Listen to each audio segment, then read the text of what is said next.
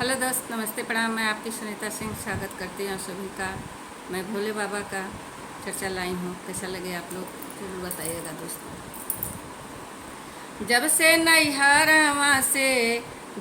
नैहरवा से अइले ससुरार हो, शिव चर्चा में भेजे लागे सैया हमार हो, शिव चर्चा में भेजे लागे सैया हमार हो, शिव चर्चा में भेजे लागे।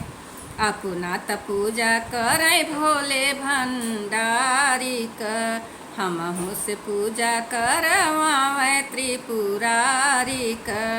सुखवाय अनेक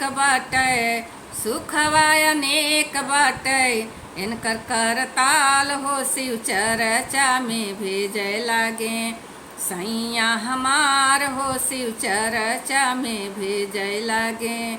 जब से नैहरवा से अइले ससुरार हो, शिव चर्चा में भेजे लागे सैया हमार हो, शिव चर्चा में भेजे लागे।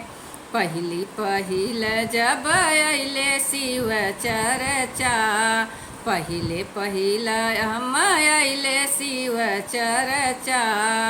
तन मन औतई होई गई फरचा, भोले के चरनिया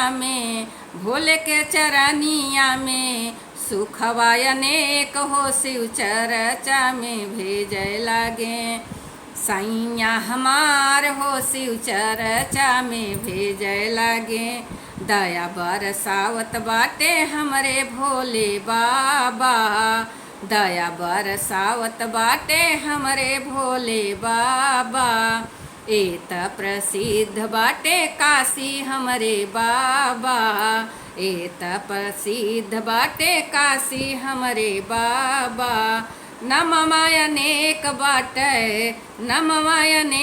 बाटे इनकर करताल हो, शिव चर्चा में भेजे लागे सैया हमार हो, शिव चर्चा में भेजे लागे सैया हमार हो, शिव चर्चा में भेजे लागे।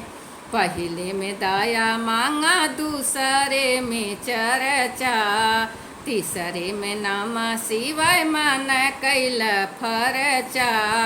भोले के चरनिया